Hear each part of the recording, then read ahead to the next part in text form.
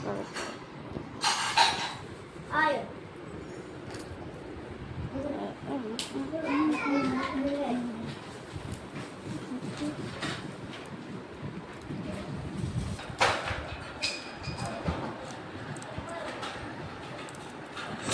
Hello guys, welcome back to my channel Kitchen Point. हूँ छूँ विजया चावड़ा। तो आज આપણે બનાવીશું માલપુડા ઘઉંના લોટના। તો ચાલો આપણે જઈએ કિચનમાં।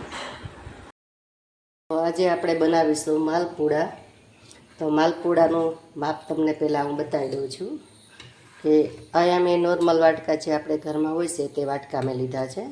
તો આ છે આપણે જે રોટલી બનાવીએ તે ઝીણો લોટ છે ઘઉંનો, અને આ છે આપણે ભાખરીનો લોટ છે જાડો, ઢોકળા ઢેબરા હાંડવો ભાખરી જે બનાવતા એમાં નાખીએ આપણે એ લોટ આપણે લીધો છે। તો મારા વાટકા બંને સરખા છે તો મેં એનો માપ લીધો છે। એક આખો વાટકો લેવાનો છે અને જે જાડો લોટ છે તે ઓછો લેવાનો છે આપણે, એટલે કે ત્રીજા ભાગનો લોટ લેવાનો છે।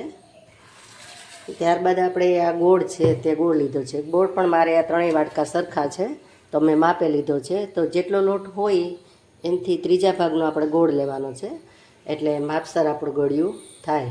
તો અમે ગોળ લઈ લીધો છે। તો અહીંયા મેં કાથરોટ લઈ લીધી છે, તો લોટને આપણે ચાળી લઈશું।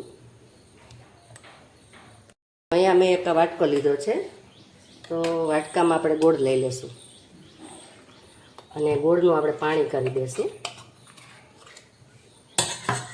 અને આ ગોળ મેં દેશી લીધો છે, જે ડબ્બાનો ગોળ આવે છે તે મેં લીધો છે। તો હવે એમાં પાણી લઈ લઈશું અને એનું પાણી કરી અને પછી આપણે લોટ બેટર બનાવીશું। આપણે ગોળનું પાણી થઈ ગયું છે, ગોળ બધો ઓગળી ગયો છે। હવે ગોળને આપણે સાઈડમાં રાખી દઈશું।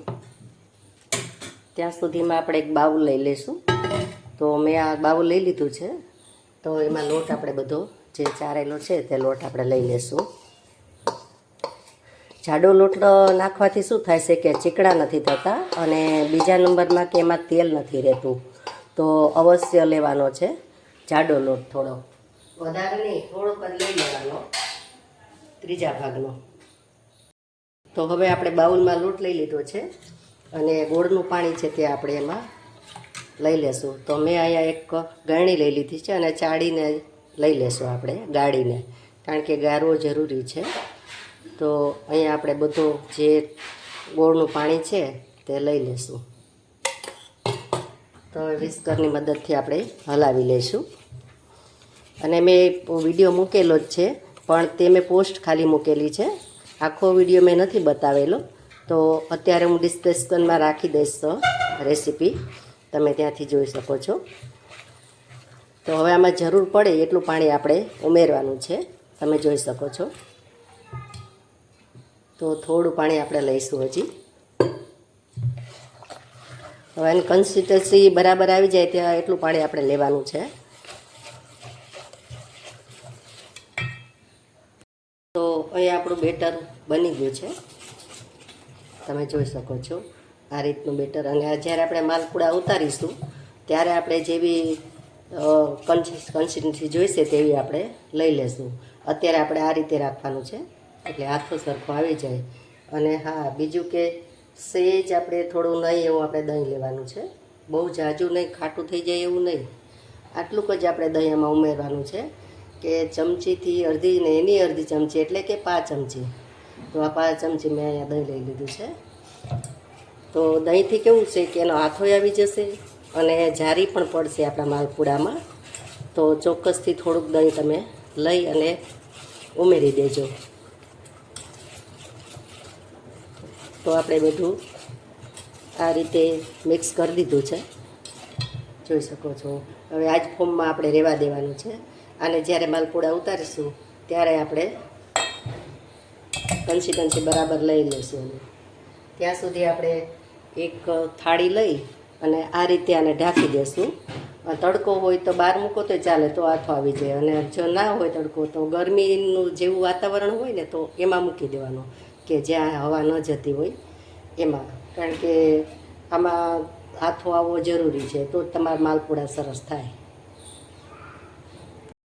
તો આ બેટરને આપણે મૂકી દઈશું, અને ઓછામાં ઓછું 3 થી 4 કલાક આપણે રાખવાનું છે.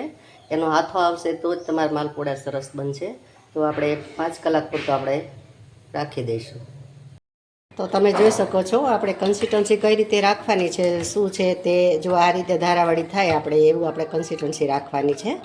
તો મેં આ જાડા બેટરના કરેલા છે, તો તે પણ તમને બતાવી દઉં છું. પણ આ બરાબર જોઈએ એવા આપણે જાડા થાય છે, પૂરી જેવા, એટલે ખાવામાં આપણે યોગ્ય ન લાગે.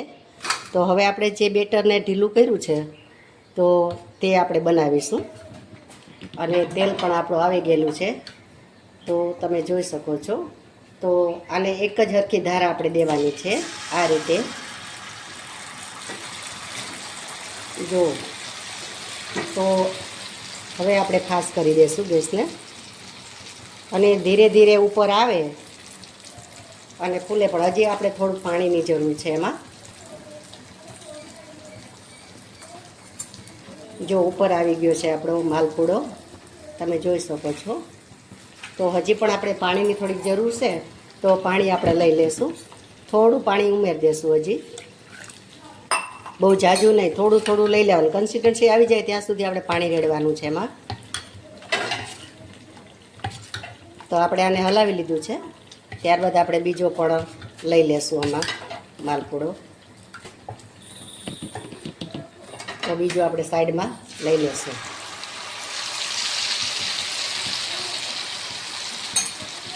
તો તમે જોઈ શકો છો પહેલાં કરતાં થોડો આપણે ફૂલો છે અને જારી પણ એમાં પડી છે. તો જાડા અને પાતળામાં આટલો ફેર પડે છે કન્સિસ્ટન્સીમાં.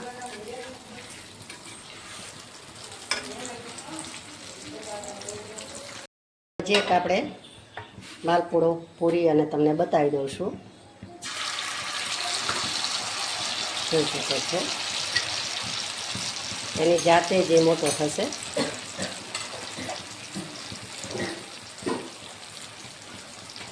અને ગેસ આપણે માલપુડો જ્યારે આપણે બનાવીએ, આપણું બેટર છે અંદર આપણે તેલમાં રેડીએ ત્યારે ફાસ્ટ રાખવાનું છે. ફૂલ ફ્લેમ રાખી અને પછી આપણે માલપુડો બનાવવાનો છે.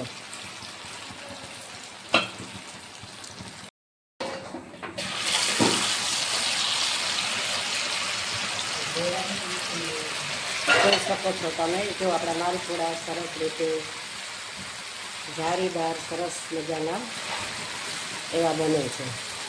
તો આની કન્સિસ્ટન્સી આપણે રાખવાની છે, પતલી નહીં, જાડી નહીં. અને પાછળ આપણે હાથ વડે જોઈ લઈશું કે તમે જોઈ શકો છો આપણી આંગળી ક્લીન મારીએ તો ક્લીન થઈ જાય એટલું જ આપણે રાખવાનું છે.